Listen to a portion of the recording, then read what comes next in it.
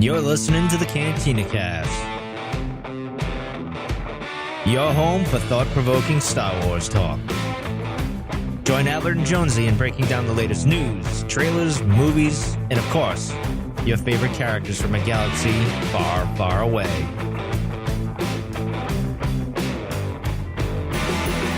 Hello, everybody, and welcome to episode 268 of the Cantina Cast. My name is Albert Padilla, and I guess with the last 6 episodes have come out of Resistance, and we felt it was time that we just got together and kind of touch base with how things are going, checking in on the Colossus crew. And to do so, joining me tonight, as always, is none other than our very own Resistance fighter himself, Jonesy. Jonesy, welcome to the show. Thank you very much. How you doing this week? I am doing good. I'm actually doing pretty good. We're 40 days away? Is that less? 40 days away from Celebration at this point? Yeah, today's the very last day of February. We are getting into that 30-day window. So this is getting super exciting now. Yeah, we'll get to that here in a little bit in terms of what we're planning and doing and all of that. But on top of real stressful. It's getting very stressful. On top of all that, we've got a ton of news. Like for a while there, it felt like we were going to really have anything to talk about. And then once again, Wednesday comes around and we get a dump load of just tons of stuff, especially around Star Wars Celebration. So we'll start though with the solo score. And you threw this in here. I don't even know I've ever heard of the International Film Music Critics Association Awards. And I said it for you so you wouldn't have to. Oh, thank you. But it sounds like the solo score picked up some trophies here, some hardware. Yeah, it did. This is a really big deal for cinematic scores in general. And John Powell won Score of the Year for Solo. And he also won Best Original Score for a fantasy science fiction horror film. And then John Williams, of course, won Film Music Composition of the Year for The Adventures of Han Solo. So that's really exciting. And what's really surprising about all that is they won these very prestigious accolades, and yet they weren't even nominated for an Academy Award. Yep. So it just goes to show these things don't make any sense. But congratulations. It was a great score. It was, it really added to the film, and really exciting to see Star Wars back in the winner's circle there for some awards. Yeah. And we kind of talked about the Oscars too. That just passed, I think this past weekend, if I'm not mistaken. Yep. And Solo didn't win Best Visual Effects. I think that was probably the only thing that was nominated. I may be wrong there, but I know that was the big one that at least was being broadcast on national TV, and it wasn't, we had these awards the week before and here are the winners kind of thing. So, but that was the one that we talked about on the show a couple weeks ago, where Ready Player One was going up against it. And it turns out it was The First Man. Was that it that won? Yeah. None of the Disney movies, basically. Yeah. What's up with that? So yeah, I got that one completely wrong, but, so bummer there. So speaking though, let's talk about Star Wars Always. So this is a video that came out just recently, just a couple of days ago. It's been put together by Jeff Yorks and Topher Grace. Yes, that Topher Grace. Venom himself. Himself, yeah. That 70s show guy himself. And this was a video they put together. It's about 5 minutes in length. And if you've not had a chance to go out and look at it, I highly recommend you do, because they did a really good job of mixing and splicing together, or editing all the Star Wars movies videos together to kind of tell a story from beginning to end. I don't know how a better way to describe it. It's like a one long trailer for all of the movies, right? But they interchange stuff from Solo, the original trilogy, the sequel trilogy, back and forth, and it's very progressive in terms of how it plays along. But I've seen this video now, I don't even know how many times. We've watched it over and over and over again, and it kind of really had a lot of people talking about it when it came out. It wasn't even just because it was Topher Grace. It was just, it's a really good video. I've enjoyed it a lot. How many times have you had a chance to look at this now? Yeah, I've watched it a few times now, and you're right. This is the first time we've seen all, what are we up to? 10 movies now? Yeah.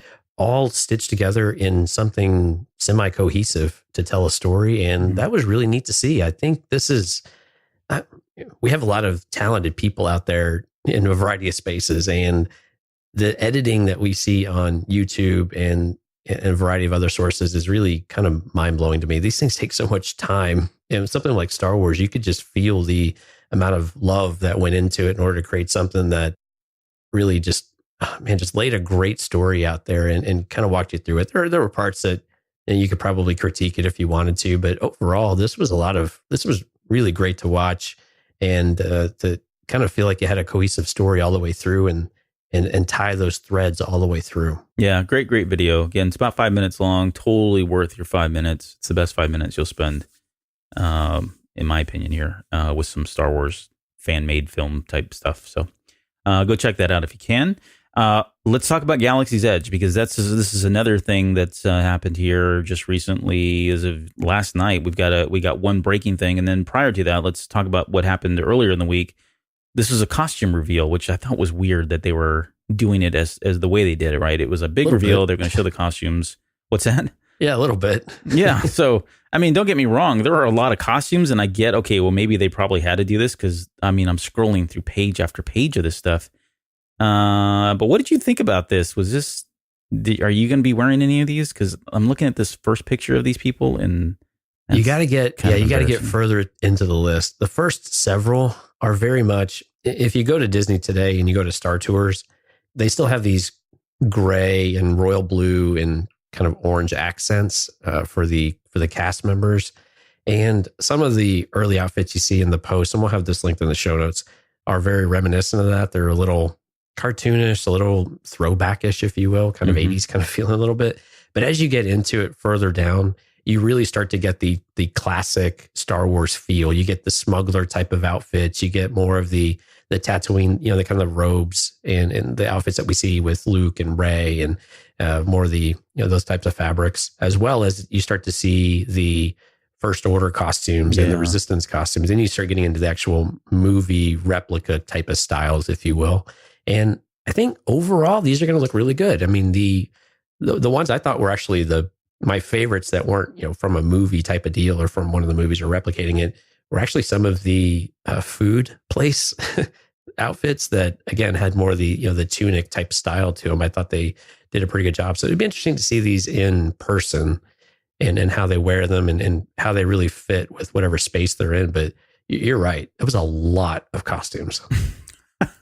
Well, so I'm looking at these, and I've heard everything from they're great to this is terrible, they look horrible. But I mean, come on, guys. Have you not seen? It's still a theme park, guys. It's a theme park, one. Yeah, good point. It's a theme park. And two, go look at the costumes that we've had from like the original trilogy, especially like episode 4. I mean, they're not, looking back at them, they look dated and antiquated and they look, not in style.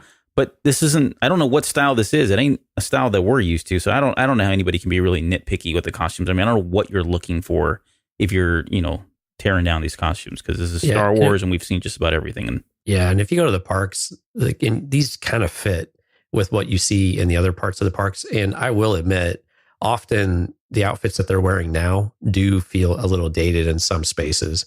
And some of these, I wish they were a little bit different. But I think overall, when you start looking at, you start getting through the list and you start to see it, the ones that we're going to care the most about are the ones near the rides and with in some of these spaces where you have more interactivity. And it looks like they've nailed those, or they've got pretty close on most of those. They're not going to all be perfect or fit it. I think generally they've captured that feel and they've captured the Star Wars essence for this park. So generally they get a thumbs up from me. A couple of them I'm like, well, that's kind of typical crummy, costuming, but that's just my personal take on it. But the ones they had to get right, it looks like they're going to get right. Yeah. And I'm looking at some of these and it feels like, just to talk about Resistance, the show, it's kind of similar to that. Like I can see some of the style being pulled from that show too. So it fits. It makes sense. No pun intended. I think it's going to work. Yeah. Yeah. But what do I know? I wear t-shirts and jeans all day. All right. So the other thing we got last night, midnight, 12 o'clock, getting all these teasers from the Brez over at Entertainment Weekly saying that something big was coming, that kind of thing. And I know you and I were up. I think Mike was up as well. We were all waiting for this. And we kind of had a feeling that it was going to be Galaxy's Edge related and not necessarily episode 9 or a title or anything like that. And it turned out to be related to Galaxy's Edge.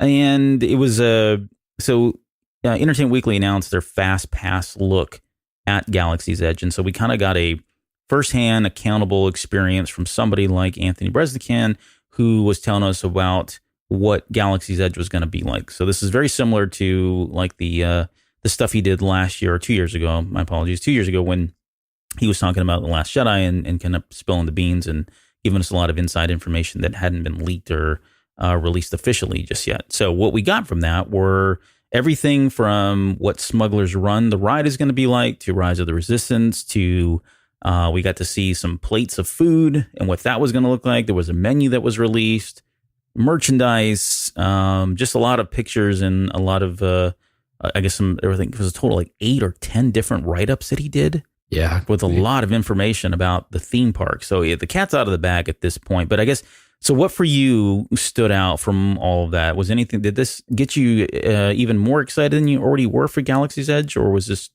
stuff that you were expecting and was kind of But yeah, I mean, some of this stuff wasn't really all that new, but it's interesting to see what kind of food offerings they're going to do. They did something like this with Pandora, with Avatar, not quite on this scale or this kind of buildup, but it released out and you start to get an idea of what to expect. And the theming of the food is usually the more interesting thing than what you're actually going to get.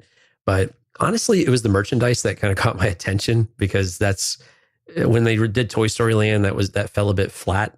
They weren't quite ready for it. They had some design issues in that regard, but they seem to be very ready to sell you all the things and take all of your monies for the merchandise. And one of the ones that was most interesting, I thought, was the lightsaber. They've got a build your own lightsaber, which is what they have today. But the one you built today is very much like the one you would go buy at Walmart or Target or something like that. And, at a regular store. But this one is $110. Now, 110 Disney dollars is not quite the same as a collectible $110, but usually it's kind of getting into that realm. So I'm really curious. And there were some pictures, and the hilts looked, something resembling a higher quality. And it looks like you're going to have an actual blade, so it's not this plastic extendable thing. So I'm really curious to see how they actually implement that and what that looks like. Because $110, you're still in this realm of that's something that someone will just on a whim go in and pick one up. And they've been selling for 100 to 150, something that's a kind of a quote unquote replica lightsaber already.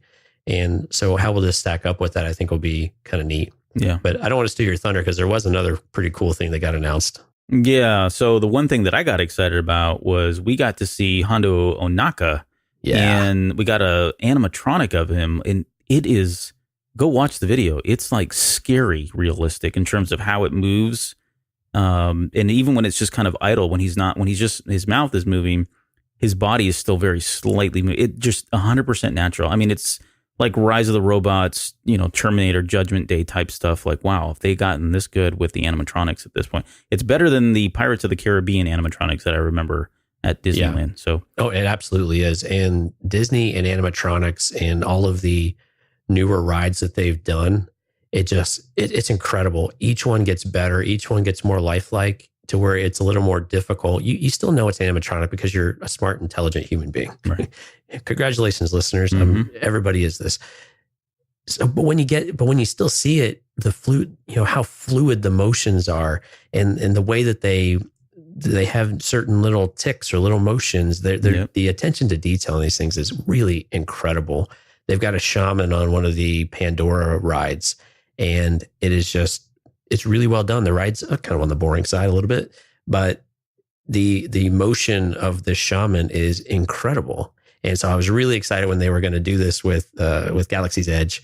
And what better character to do it than with Hondo, because you're going to get a great voice track to go with it. Yeah, exactly. Yeah, and the for those of you who have not seen the video, as you're waiting in line for Smuggler's Run, you are actually partaking in some kind of some part of the adventure and part of the storyline, even while you're waiting in line. And so part of it is you're getting direction from Hondo Ohnaka, and at one point you see him, I guess.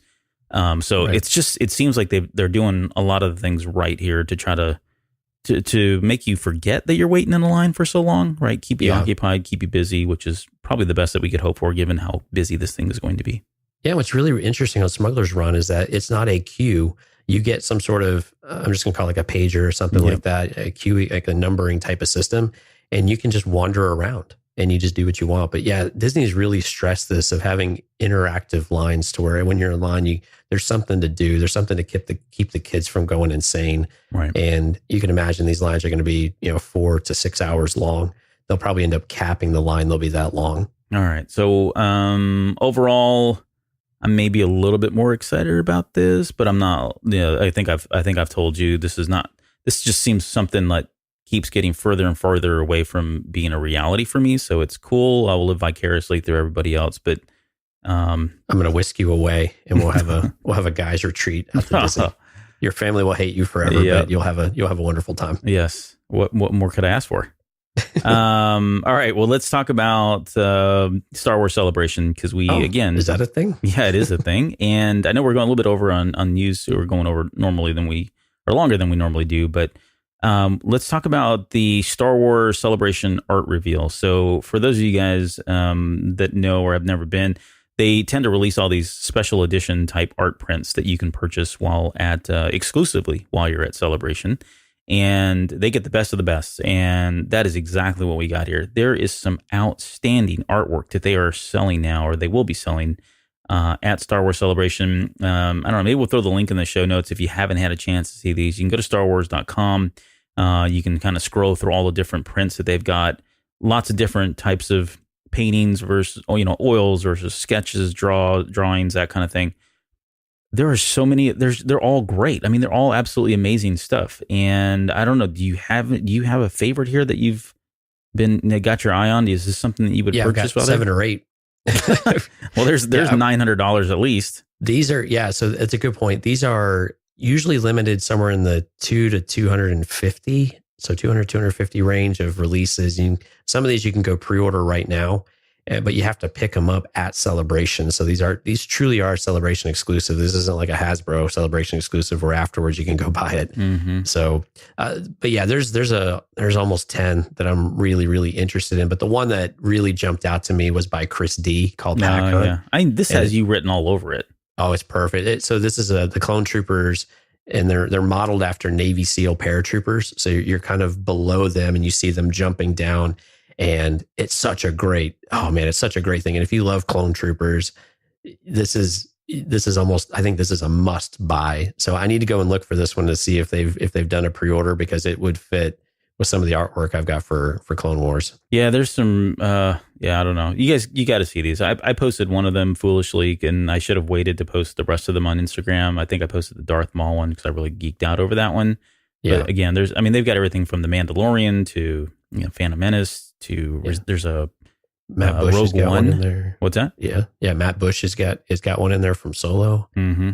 One of the really interesting ones was by Zoltan Simon with Padme. Yeah, and it has the outline of Vader's helmet around her, and it was I don't know if it's the art style that I like, but the concept of it was really, really cool. So it is, and it's called The Good in Him. Yeah, it's kind of ill-starred love / The Good in Him. Very cool title, very cool image. And again, so we'll have that link. Go check these out. There's a ton of great artwork if you're into Star Wars artwork. And we got more guests coming. So Ray Park, shocker. I think that we all knew that was coming. That coincides with the 20th anniversary of The Phantom Menace. Right. We got Matt Lantner there. Shocker again. That's probably no big surprise. And then we got Tia Sakar, who is the voice of Sabine. So all 3 of them have been now announced as well. So just add that to the growing list of celebrities that we are expecting to see at Celebration. Any thoughts around these guys? They're all pretty much A-class. Yeah, they're all great. Matt Lanter's always a crowd favorite, and Tia Sakar, super popular. So exciting. And got some gaming news as well for Star Wars Celebration. They've got, they're going to have a gaming presence, video game presence, which is weird because they don't really have, especially with, all the feedback that we've gotten from the Star Wars games and EA and everything else. But we are going to have a Jedi Fallen Order panel. So that seems to be a big enough thing that they're going to have an exclusive panel just for that and talk about that. Makes you wonder how much of that's going to tie in to whatever they've got in the works over at, either the channel or in future movies that they're going to be doing something. That's where my mind goes first, but I may be just hopeful wishing at that point. Galaxy of Heroes, Star Wars Pinball, and there's going to be some other games here and there. But the big announcement. They're going to have a Star Wars The Old Republic special event. And I think that's literally all it said. I don't know if there's been an update since then. I haven't seen anything. That is all it has said. But that is enough for me to confirm that they're going to add 5 more years to this game at least. So we're locked in. We almost rebranded this episode. Right. It was the SWOTOR update episode. So this is great news because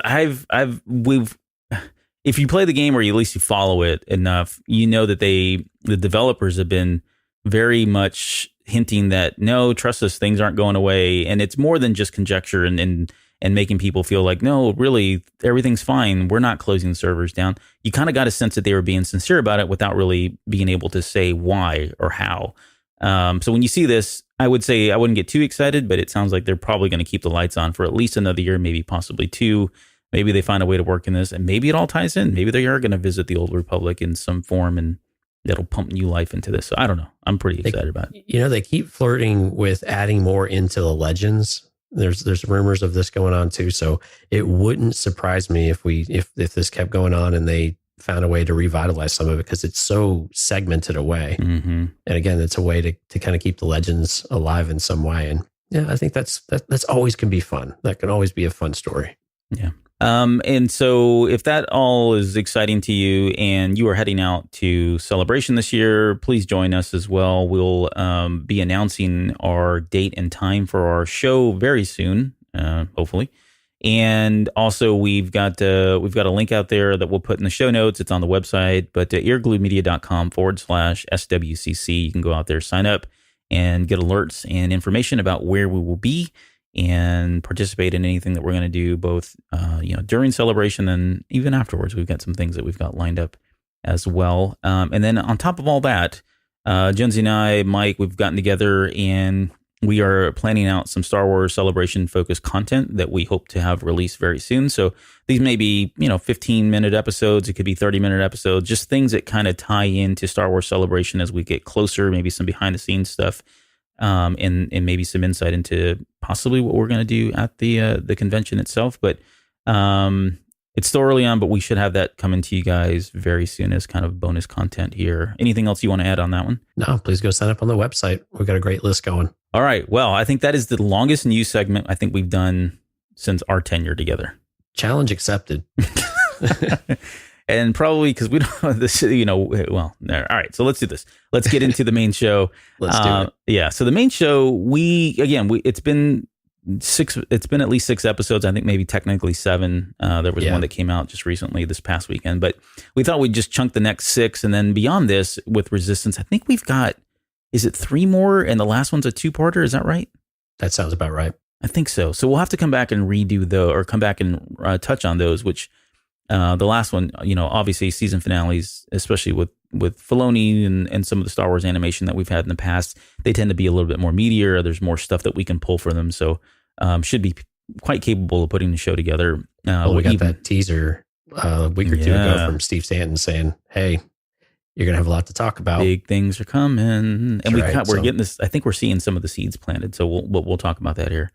But yeah, so we've got a couple episodes. So we're going to be covering Bibo, Dangerous Business, the Doza Dilemma, the First Order Occupation, the New Order, and the New Trooper, and the Core Problem. So if you've not seen these episodes, this is your spoiler warning. We are going to get into spoilers. And again, we're not going to go, this isn't a review per se of the episodes themselves. We really want to just kind of, we tend to watch these things and kind of talk about the more important things. So we won't get into all the little side stories and some of the sight gags, and review it in that manner. But if there's anything that we felt like, hey, this is significant or there's substance here, we're going to kind of pick and pull at it as much as we can. But before we do that, I thought we just kind of get your thoughts overall in this batch of 6 episodes. How did you feel about them? And maybe how are you feeling about the series as a whole so far? Yeah, I have to keep reminding myself this is still season 1. And these shows take a while to kind of get their footing and figure out and really lay the groundwork so they can then begin telling the story a little later on. And so we've had a lot of that, kind of world building, if you want to call it that way. But so I think it's been, while there's been some episodes earlier on that are a little bit slower or they're a little more comical or along those lines. As we started getting through these 6, we started to see the little nuggets coming through a little more frequently. and getting some really nice visuals. And it became a little more enjoyable as I went through the last several episodes in particular. But there's, it's a kid's show, but it's still pretty fun, and I think I'm enjoying it overall pretty well. And as we get into a little more of the serious tone, as we start to see where the story is going and really barreling towards The Force Awakens, it's interesting to see, how are they going to tie all this stuff in, and how much are they really going to show us? So it's really starting to pique my interest a little bit more and more as we go through those episodes. How about you? Yeah, no, I would agree. I think so. Kaz has really grown on me quite a bit. Probably more me than you. I think coming on the show earlier, we're talking about that, but I think Christopher Sean's doing a really great job with him. There's a level of like very sincere honesty around him. He's pretty upbeat. He's quirky and funny and that kind of thing. But even like Ezra had like a darker side to him, and you could see it up front. I just don't see that with him, and maybe that'll change. And I wouldn't even mind if it did. But everything's still very fresh in you and with him and that character. Niku is growing on me. I actually didn't really care for Niku one way or the other. I would say I was leaning to he could go away and I wouldn't really care about him. But I have to say, I'm like laughing at some of the things he says because he is just so literal, and he's consistently literal about every single thing and at every turn. So I think Josh, yeah, I know you think you I can't help it. But who's the actor? I forget now. Josh Brennan? I forget his name. Right. Yeah. But I think he's doing it. He's doing a great job. The comedy is starting to grow on me too, even though it is, again, like you said, it's geared towards children. I find myself laughing at a lot of the jokes. I think of that. There's one scene in there where they're in the elevator. Do you remember this? Where it's like, I can't forget it. It was Kaz and what's her name?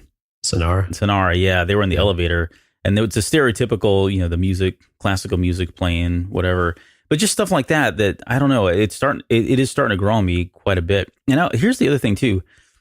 The animation, we talked so much about in the first, recap or reaction show. We talked a lot about how bright and vivid the colors were.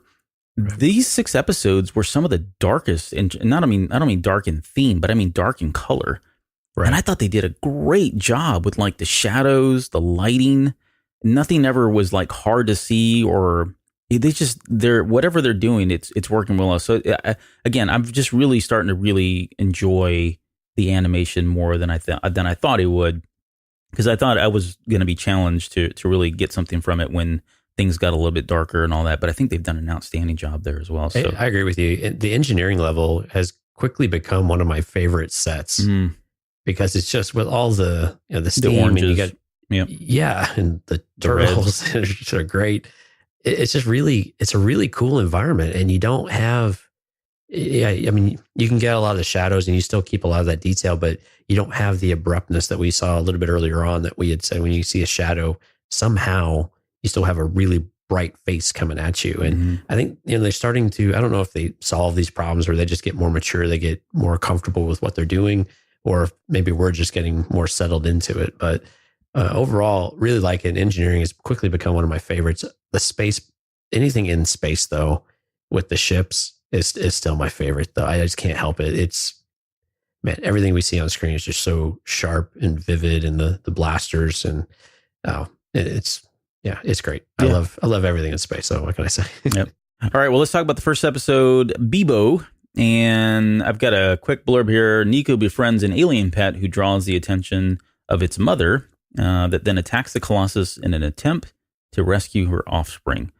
So this one, on the surface, it didn't feel like there was a whole lot here going into it, but I was able to kind of pick up on a couple things. And you touched on one out the gate with Kel and Ayla, and whether or not they're force sensitive. Are you convinced at this point that they are force sensitive? This is the two younger kids, for those of you that are familiar with the show. Yeah, they make an appearance from an earlier episode, the Children of Terrar, I think it was. Yeah, and I definitely feel like they're force sensitive. They could feel something was changing.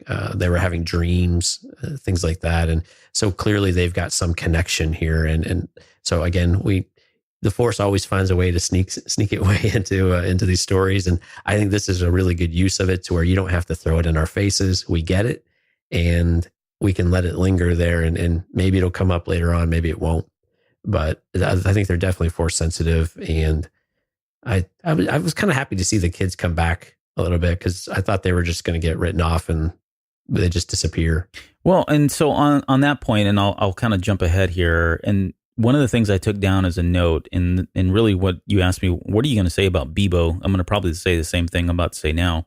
If we know anything about Filoni and his style, I would say that a lot of what we see, even though on the surface it may not feel like much at all, and it feels like throwaway, none of it, I don't ever really feel like any of it is truly throwaway. I think there are always plans there to bring a lot of this stuff back and incorporate it. And that's just kind of been his motto, right? I think that's one of the things he said that he learned from George Lucas, is that you introduce something and you try to tie it back later, or you take material that's been released before and figure out a way to weave it into your storyline. And that was one of the things that I think it's just been a carryover from George Lucas and how he was trying to do things.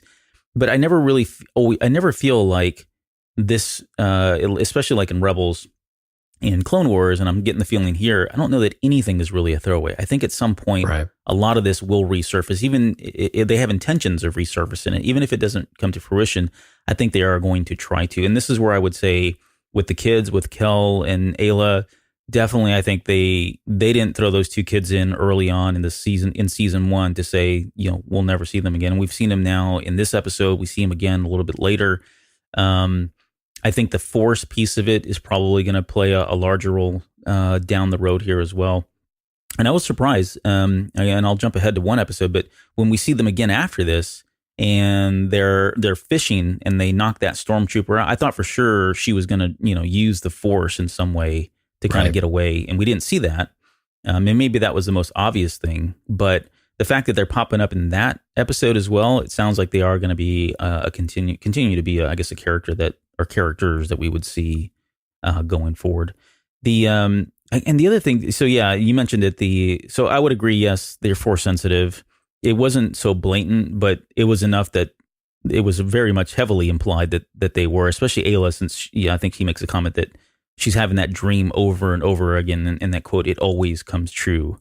So I think we'll probably see more of that. She sounds like she's got some kind of, she can Force vision of some type. Yep, sounds like it. And so I think with Bebo is a good example of Filoni bringing in ideas even from Clone Wars, because they've had the monster episode. Yeah, and this reminded me very much of that, where you've got the giant tentacles attacking the base, and and it's the smallest thing that can save you from the largest threat. But so I thought it was a nice callback there. And if you're familiar with Clone Wars, or if you've seen them recently, you get that. And you also know that George Lucas always had these weird, exciting ideas about, hey, can we try this, and can we do a monster movie out of it? Right. And so this is very much Filoni channeling some of those same ideas. Yeah. Yeah. And so, and I would be surprised if we didn't see Bebo again. I'm not going to say he's Bebo's mommy. Separate episode. Yeah, that's right. She was kind of just lurking there. She's made some friends. But maybe we see Bebo. I'm not really kidding. Maybe. I don't know. Maybe we'll see him again as either the same or older. Who knows? Maybe he comes and saves them later on. You never know what's going to happen with that. But there was one other thing in here. I really enjoyed the sequence in this episode where A Squadron was firing up their engines to go attack that sea creature. Yeah. It reminded me a lot. Like, we've heard all along, this is an anime show. We've heard all along that this is a World War II kind of feel to it. But for me, that scene where they're running to their ships and they jump in there and they're firing, the cockpits are closing and they're getting their engines fired up. That was like straight out of the 70s and 80s anime, like Gotcha Man, Voltron. I mean, you can name any one of the team-based animes that kind of came out in that era, and we were getting those exact same shots. So it was pretty exciting. And I still am excited to see, what is his name? Griff Halloran or whatever, in Black Ace, the Imperial TIE fighter pilot. Right. Yeah, that one always hits me in the feels every time I see it, just because I really want to know more about that dude. But anyways, I really enjoyed that sequence. I like you can hear the tie. It's very, very subtle, but it's still there. Yeah. And then here's the other thing that I got from this episode, and you don't know about this one because I told you I was going to save it as a surprise for you. They make mention of, I don't remember if it's Kaz.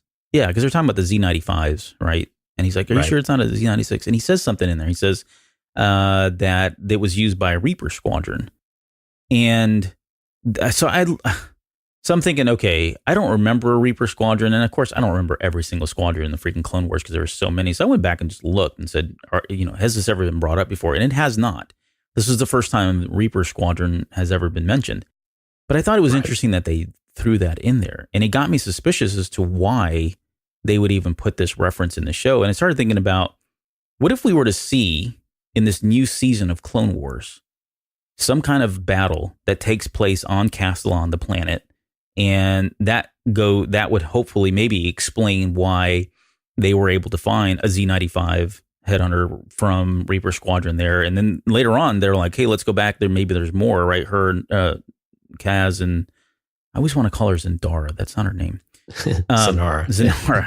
Kaz and Zanara head out because they're going to go look for other ones. But I just thought it would be a really cool way that they could have a way to tie back that, oh, look, see, in this new season of Clone Wars, there's a battle out there. Reaper Squadron goes down. We get to know Reaper Squadron. And then maybe even we get to see like the Shelf Oak or something else that would give us some more background that we could tie. And it'd be a really cool way to tie something that far in the future back to something that far in the past. But that's just, again, it could be a crazy theory, but I would like to see that in the new season of Clone Wars. I would too. I don't know that we're going to see it maybe quite that front and center, but I can definitely hear a call sign or there's some attack and you get that that's Reaper Squadron is out there. Yeah. Right. And on Castellon is interesting. I don't think it has to be on Castellon. It can be really anywhere just to get an idea of where they're at. But yeah, I did pick that up and I think that would be really cool. And I agree with you. I think there's a very good chance that Clone Wars is going to pick that up and make some sort of call out reference to that because it's just too, I don't know, it just seems too obvious not to. Yeah. And too nice of an opportunity to introduce something else and understand it. And yeah. And for those that it may not be as clear, Reaper Squadron was a squad or a squadron in the Clone Wars, just in case it wasn't totally clear. Yeah, sorry, I may have kind of skipped over that. But I guess what I was saying is I didn't remember them ever being shown. No, they're not. I think this is completely new. Yeah. Cool. All right, let's talk about the next one, which this was probably, I mean, it wasn't a bad episode, but it was probably the weaker of the 6, in my opinion. This was Dangerous Business. And just as a quick blurb, Kaz takes over the shop for Flix and Orca so they can head to visit Flix's mother or somebody. During that time, he's visited by Teraj Key, who's been trying to get a phase connector from the shop for some time now. And that was the MacGuffin here, right? It was really the phase connector. Right. And we come to find out that this thing is basically used by mining colonies and whoever else to bore out, I guess, holes in planets and asteroids and that kind of thing. Yeah, mining and excavating. But apart from that, there really wasn't much to this episode that was... Yeah, and we had to kind of work at it to get to the very end. That's probably a good point, yeah.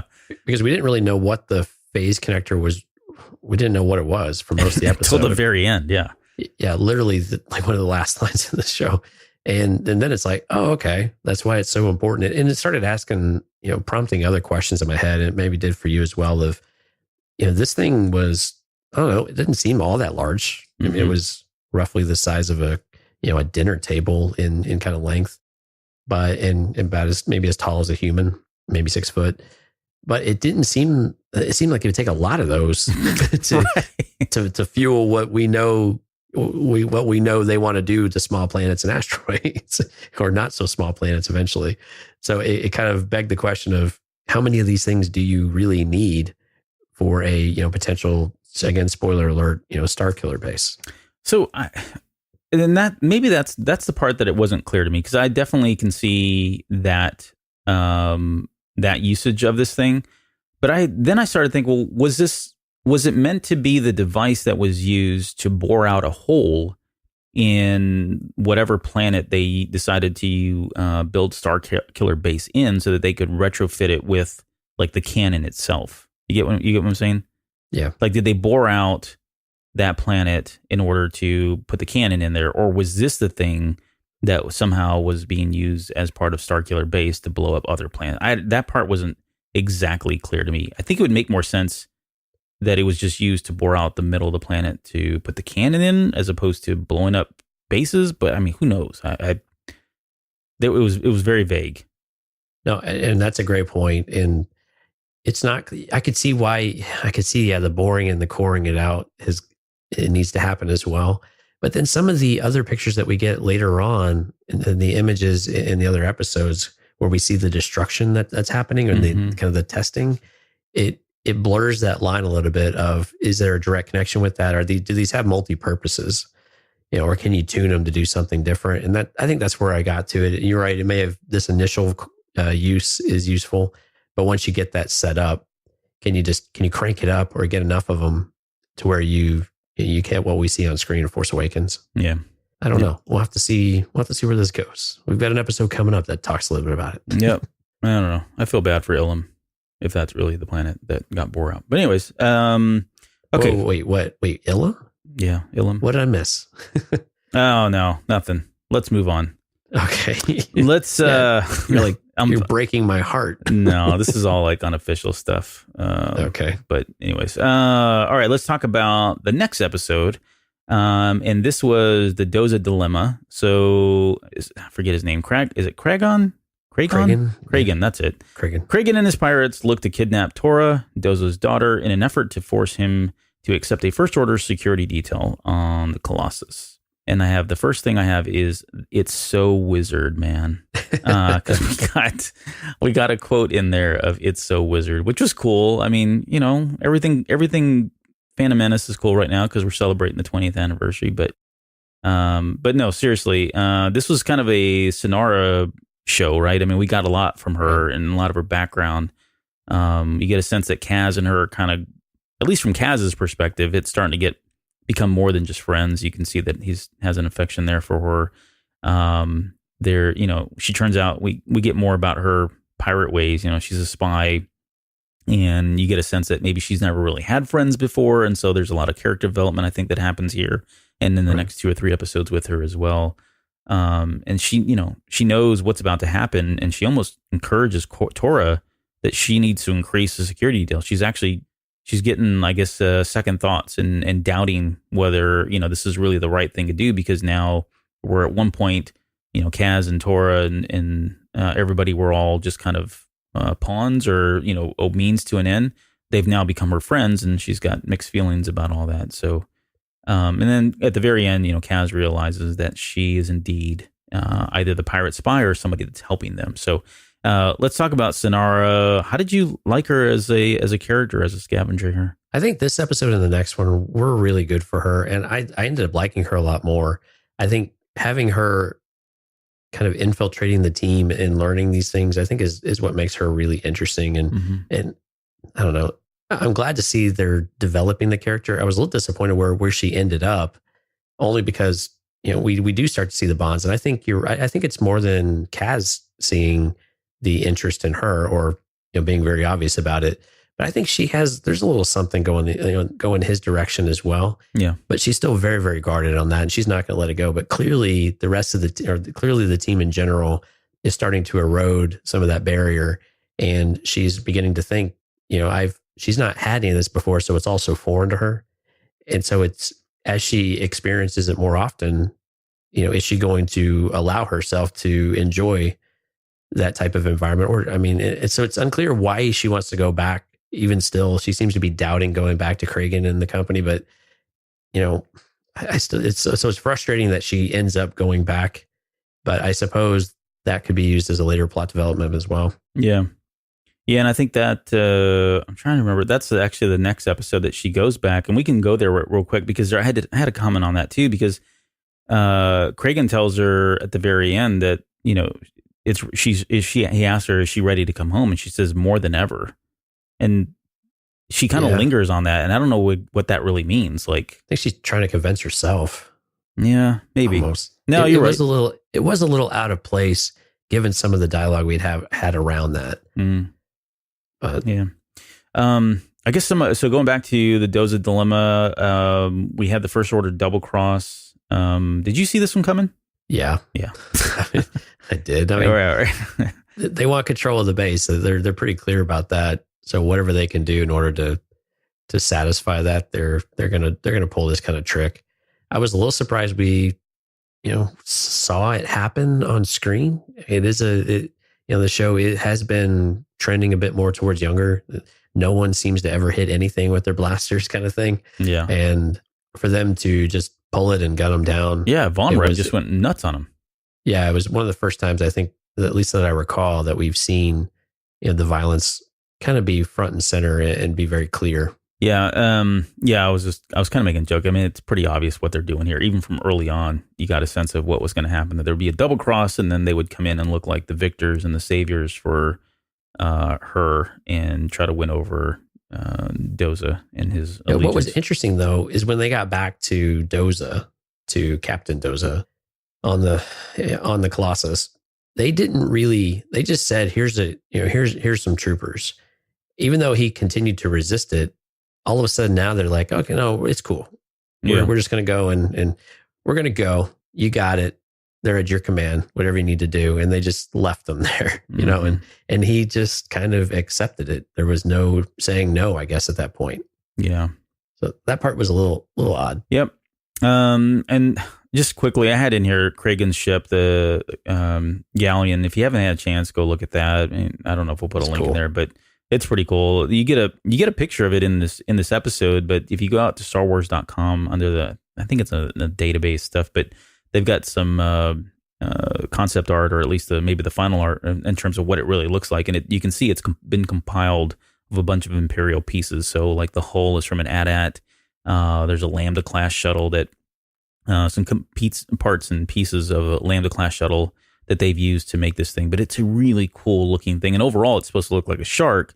But I just thought it was a neat looking pirate ship and didn't even catch it at first. It wasn't until I was sifting around on the website that I saw that particular picture, but pretty cool design. Yeah, it's a great design. And it's very reminiscent of Enfys Nest and her crew as well. Yeah. And so I like some of the synergies we get between the different mediums going here. Next episode is the First Order occupation. So the First Order has their security detail now on the Colossus and have locked down the fueling station and harassing the citizens of the Colossus.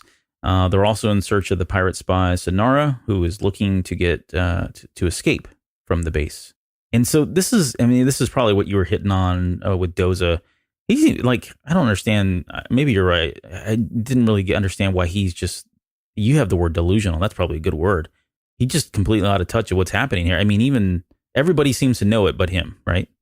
Right. And I think I forget now who makes the comment that the more they kind of, is it Jaeger that says that? Talks about how they're just like the Empire. They're basically lulling you into feeling like you're secure, and at what cost are you buying that security? Exactly. And there were like 3 episodes in a row where Doza had a conversation with Pyre and just reminded him of just remember who's in control of this station. And he's on a different planet. And I don't like, we watched these in succession, right? So it was really obvious that we got the same message. So if you're doing this week to week, maybe it wasn't so obvious, but it's like, if you say this every day, you might start to doubt who's really in control when they keep showing up and they just kind of do what they want to do. Yeah.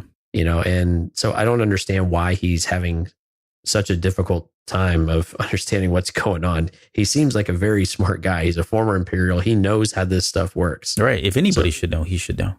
Exactly. So why is he so dense in this regard to where he does it? And I think he's just hoping he can maintain some sort of order and control over his station. Yeah. And clearly it's slipping all the quicker every day. Yeah. We also we start to see Tam's sympathy for the First Order, which comes on pretty strong here. And we can talk more in the next episode, the new trooper. But yeah, we get a sense of it here. She starts to really kind of question why people are questioning the fact that the First Order's there and some of what their true motives are and that kind of thing. But I guess the other big piece here is that Sonara finally escapes here. And I thought this was a really great moment for her, again, because she's got a pretty cool character arc, even just in these 2-3 episodes, because at the very end, she's given a choice between escaping, getting away, getting off the Colossus, and getting back to her home. And she chooses to go back and save Kaz instead, and misses the opportunity. And so she eventually gets off through, I think, an escape pod or something. And that's when she winds up with Kragan. And we get that line of, her being ready to go back home, quote, more than ever. So right. We'll have to see how she comes back into this because, they're going to raid the Colossus again at some point. Yeah. So what does she decide to, how does she fit into that the next time they run a raid? Yeah. And yeah, it's a good point. I think I don't know that we see her again until maybe season 2. I've been really not trying to spoil anything. So I think they've already announced the plots or the storylines for the next 3. And I think they've even done the next season. Haven't they not? I'm not sure. I thought I saw that. Because I've been trying to avoid not knowing too much before we get to the last few episodes here. Yeah. All right. Anyways, we got 2 more episodes here. The next one is the new trooper. So Kel and Ayla knock a stormtrooper unconscious and approach Kaz and Tam with help on what to do next. Kaz puts on the stormtrooper suit and tries to go undercover to determine how much or what the trooper knows about the kids and hopefully find out more about why the First Order is interested in the Colossus. So this turns into... How bad do you feel for this trooper? I mean, it turns into Weekend at Bernie's. That's what I have in my comments here. This guy just keeps getting knocked out, and he gets stunned and beat over the head. And the entire time, it's Steve Bloom. I don't know if you caught that. He's playing CS 515 is the name of that stormtrooper, but he comes back to play him. So he's the voice of. I think he's always played stormtroopers, honestly. But but anyways, yeah. So I did feel pretty bad for this guy. But this, more than anything, this episode really starts to highlight Tam's view on the Empire. She makes that comment about, was it her father, working for the Empire to put food on the table? Yeah, it gave him a job. It gave him a job, right? She mentions that she would trust the First Order over her friends, that kind of thing. But she comes across as a First Order apologist, a sympathizer. I mean, she tells the kids that, they must have a reason to do that, right? After they had told her that the First Order attacked their homeworld and family. Like, she doesn't even take them at face value that this was a wrong thing. She immediately assumes, well, there was probably a reason they attacked your family and left you orphaned. But yeah, that's rough. Yeah, I know. It was like, yeah, grow up, kid. Life sucks and then you die. She makes a comment about feeling safer with them there rather than not being here. So anyways, you get all these, she just keeps making these comments, and there's a whole another aspect, which, with Yeager there, but you almost get the sense that at some point, and I don't know if this is true or not, but if anybody's going to defect over to the First Order, she's making a really strong case for being a likely candidate that would decide if they had to pick a side. I could see her picking the First Order side. But you can see where this would be a very normal reaction for just anybody in the galaxy. Mm-hmm. With the Empire, now with the First Order, when you have this chaos and you have someone who comes in and is able to restore order, and she puts points out there that support it. Since they got here, crime is down. We're not having as many problems. We haven't had any food shortages, those types of things. And that's where this, the stability side of things really, especially with her background, her father, or they were probably poor. They probably were malnourished. All these things were going against them. And yet here was this opportunity, and it helped stabilize the family. It helped the family probably survive. And so she views those, she doesn't have a negative connotation with it because she hasn't had to view or to see the violent aspect of it, or the betrayal, or any of the negative aspects of it.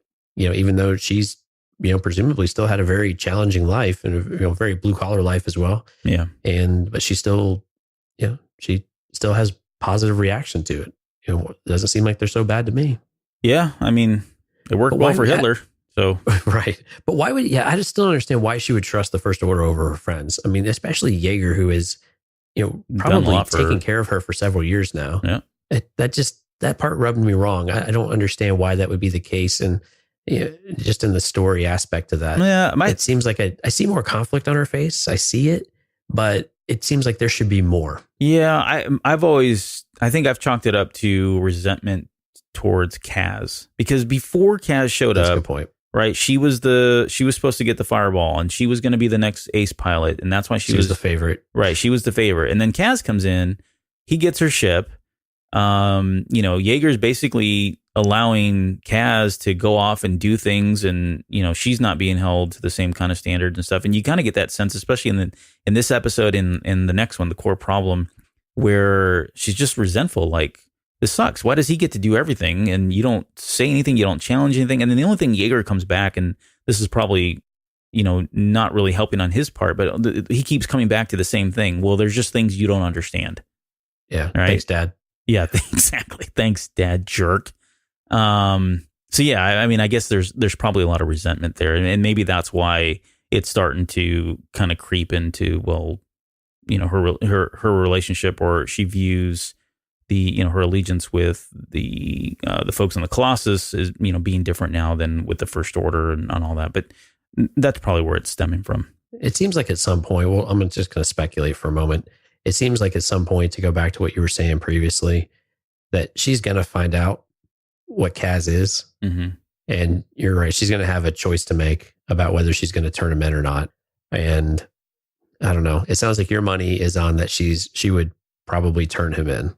Is that the kind of impression I'm getting from you? Yeah, I think so. Because she was, even in this episode, the first thing after, I think it was after the kids had knocked him unconscious and she saw it, she was like, we got to turn ourselves in. Like, right. We've done something wrong here. What are we doing? And then I think she got in over her head because, Niku wasn't helping in his little sadistic ways. But I think she was just way past the point of no return. So she didn't. But I think given that choice made again, or another situation that arises, yeah, I can see where she would maybe defect or do what she thought was right. I think she'll be tempted. I just don't think they will. I don't think they'll do it with the character, though. Yeah, no, that's a good point. I don't think they can pull it off with it. Nope. But yeah, we'll see.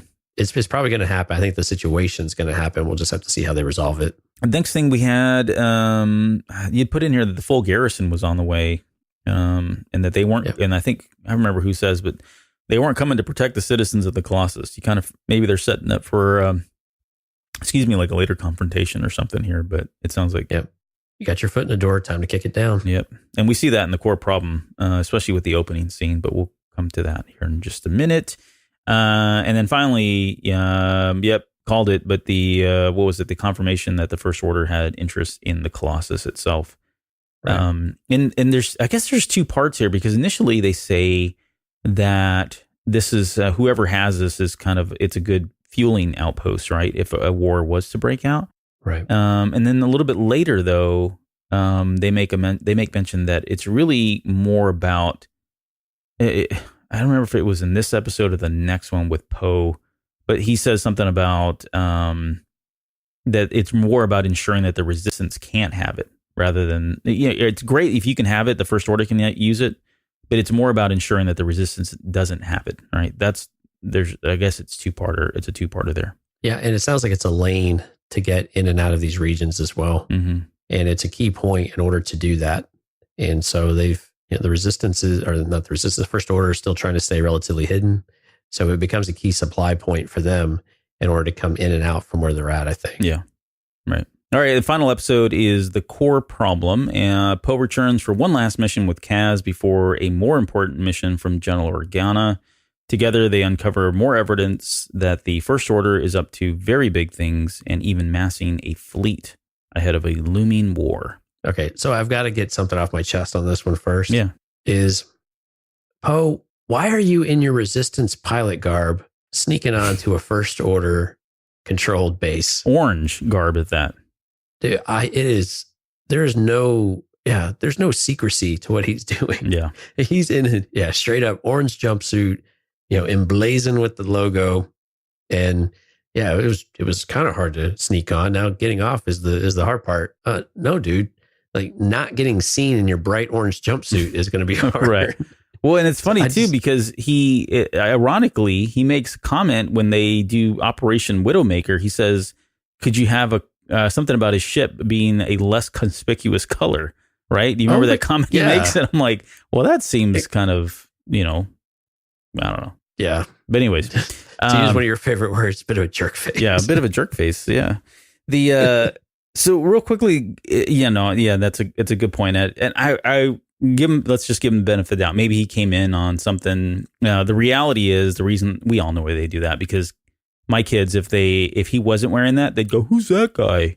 Right? It's like, dude, that's Poe Dameron. Don't you recognize the voice? Yeah. So they got to keep it the same. So otherwise, we lose the young ones. But The opening scene, and this is just something I had in my own personal notes, but I really liked it because this episode opens with 2 TIE fighters kind of screeching across the skyline. And then right when you get to the very end of that, you see 2 more coming across the skyline.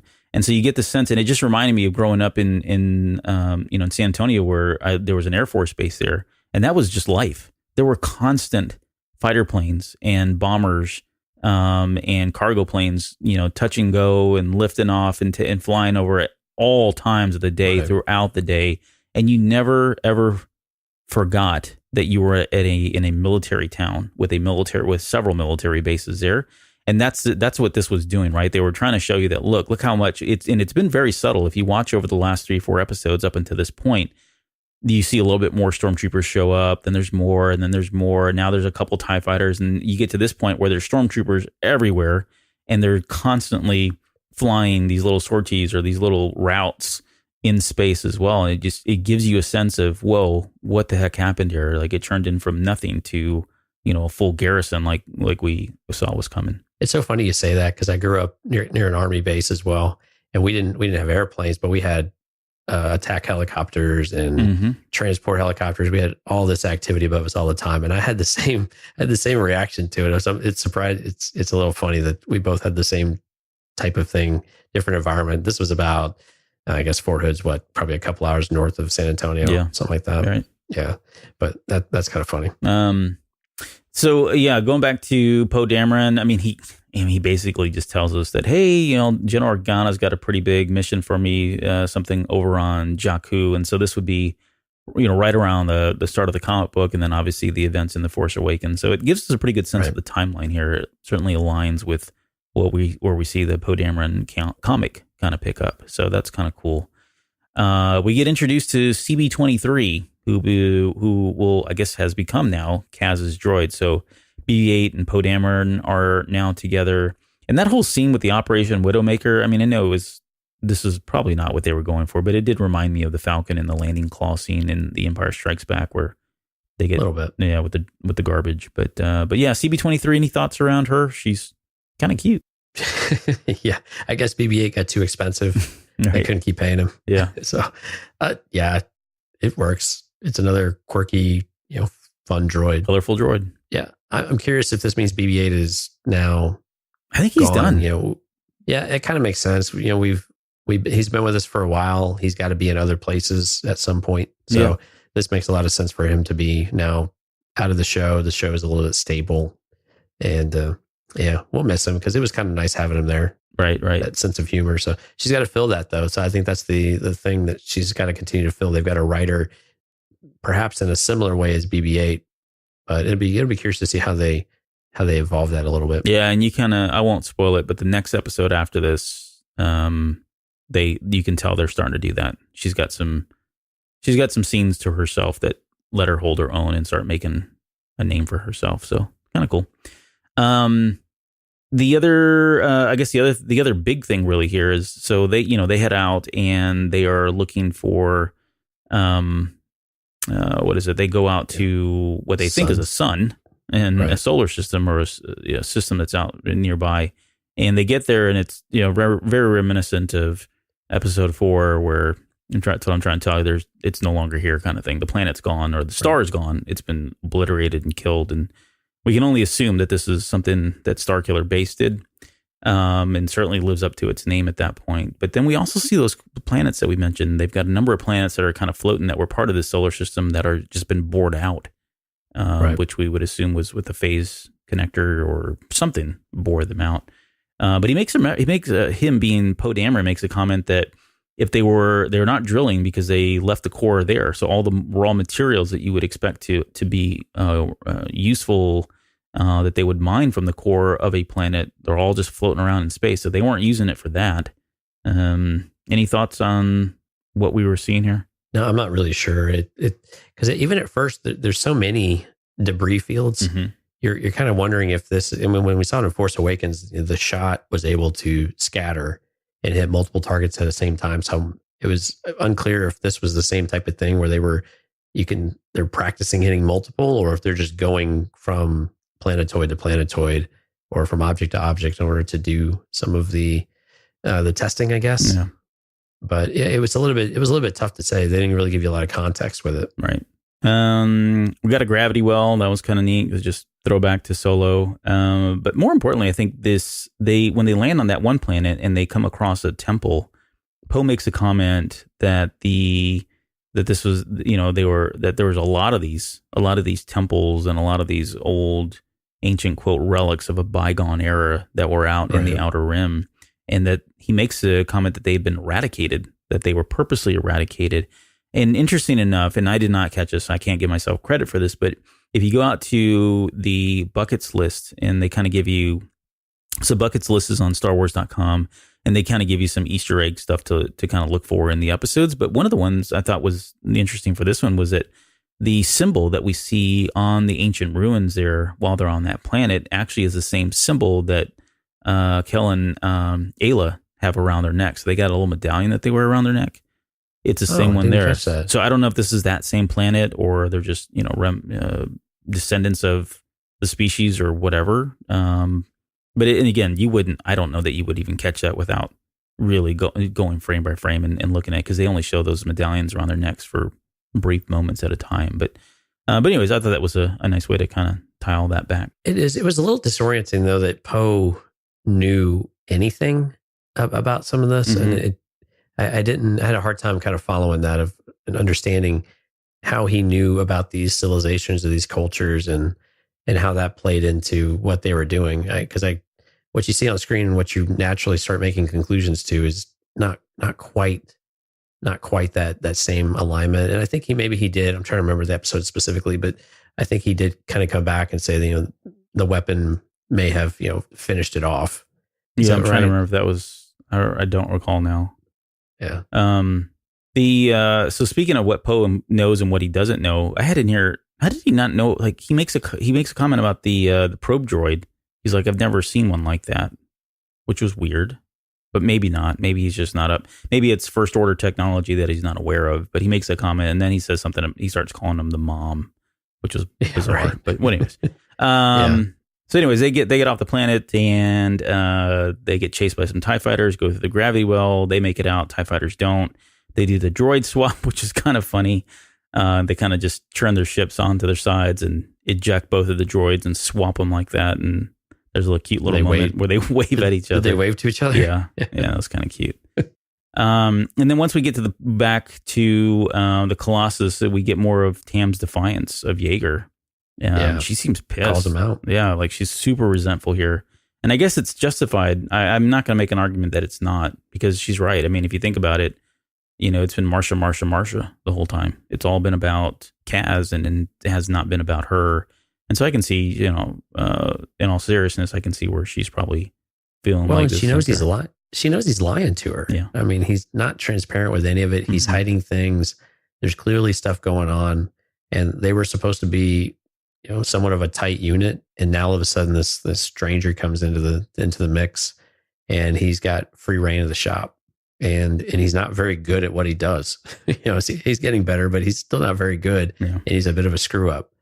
And yet he's got Yeager's undying devotion, it seems like. And so she's swinging an extreme, but she's not wrong. I mean, she's absolutely right that she has these are the things that are all going to come to a head here pretty shortly.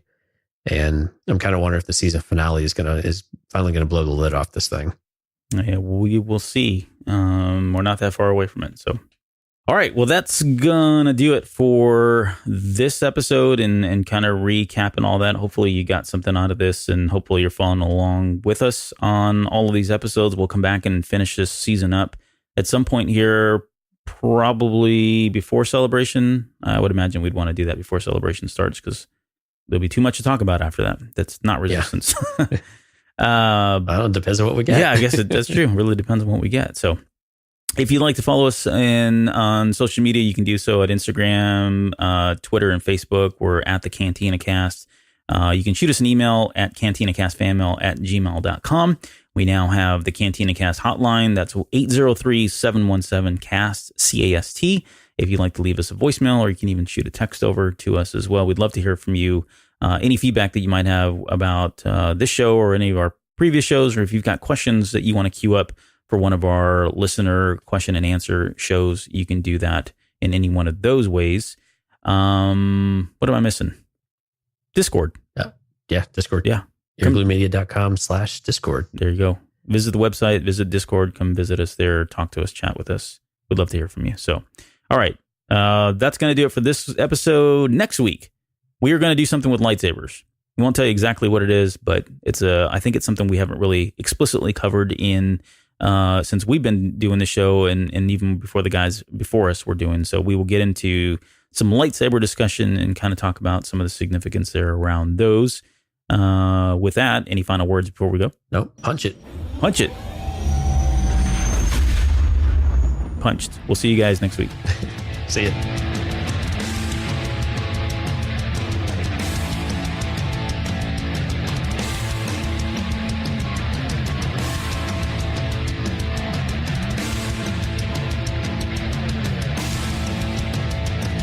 You're still listening? Wow, that's amazing. Well, I'm here to give you the disclaimer.